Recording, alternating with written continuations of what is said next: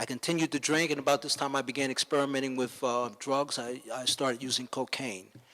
I started using it heavily. It affected my work. It affected my social life. As a result, I stopped going to work. Eventually, I was evicted and I lost my place. And for the first time in my life, I became homeless. I didn't know what I was going to do. The first thing I thought of, wow, where am I going to eat? So I went over to Port Authority in Manhattan. I saw some of the homeless guys out there, and I asked them, I said, you guys know any place where I can get something to eat? And they said, yeah, sure, come with us. At that point, I found out, to my surprise, that there are a great many soup kitchens and places where a homeless person can eat in New York City. And if you just stop and think a minute, when's the last time that you saw a skinny or an undernourished homeless person? You probably haven't. There are a great many places to eat, but the problem, of course, is housing. There are not enough places, there are not enough beds. I've been through the New York City shelter system. It's dangerous in some cases and horrible, to say the least. That's why you see a lot of homeless people on the street, because they feel that it's safety in numbers. They rather stay with each other on the street than be inside the shelter system, where they can be prey or victims to some of the other hardcore people that are going through the shelter system. It's a difficult situation, and whereas on the one hand, social services tries to provide a bed, they're not there to take care of some of the social concerns that people have. As a result, most times homeless people are all considered the same. They're all grouped into one category. They're either alcoholics, drug addicts, or mentally handicapped. That's not the case. As I say, sometimes just bad things happen to good people. I've met a great many people while I was homeless, people that have been actors, musicians, doctors, lawyers. One woman who was a civil court judge. She had a nervous breakdown. Her family would not take care of her. As a result, she ended up becoming homeless. It can happen to anyone, any day, any time.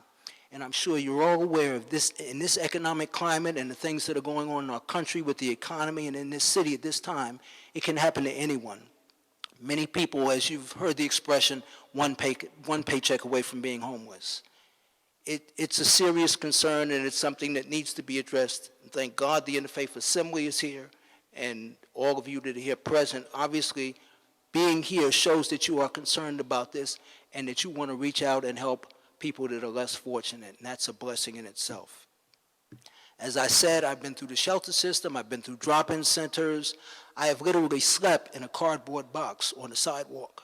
Sometimes you can get a better night's sleep than you can being in a shelter.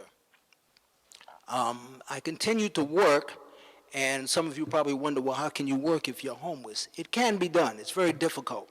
But I tried to maintain my personal hygiene, my appearance. That, a lot of times, was to my detriment, because most social services or homeless agencies would say to me, well, you don't look like you're homeless. You don't look like you need any help. Or I don't fit the criteria of being chronically homeless. Now, even though I was on the street for a number of years, I wasn't considered chronically homeless because I wasn't dirty or smelling or violent or anything like that. That's a problem. That's a form of discrimination. That's a problem that a lot of homeless people face. I have friends, and we have also maintained our hygiene. We have worked. John Hu's church, which was on 74th Street, allowed me to use their mailing address. And I used that address to gain employment.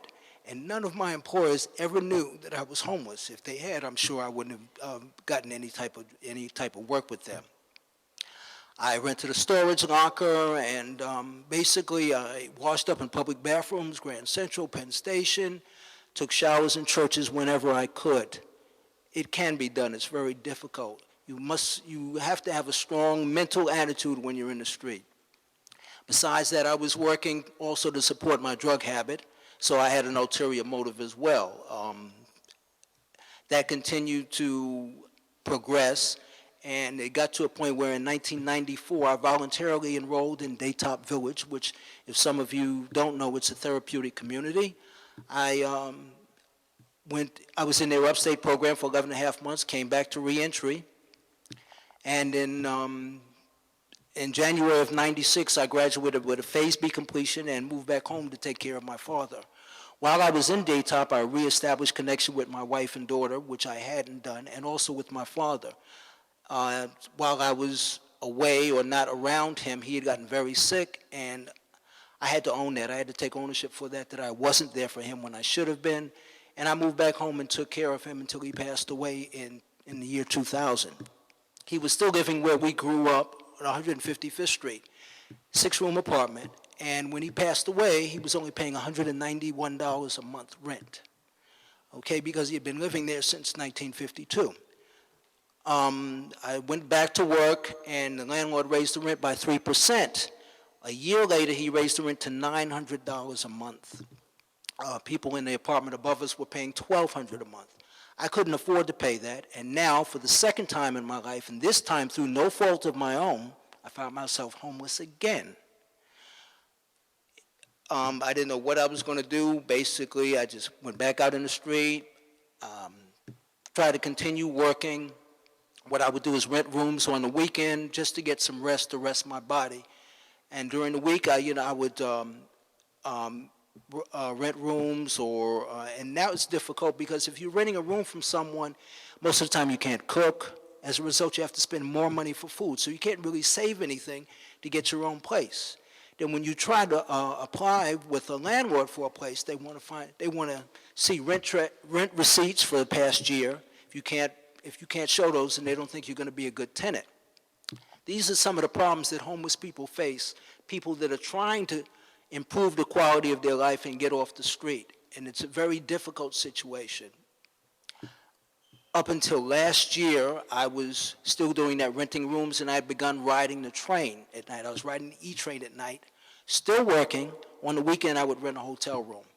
About this time, one of the places that I go to eat at is a Temple B'nai Jeshurun, which is on 88th Street between Broadway and West End. Some of you probably know it. They have an excellent food program there. They serve on Thursdays.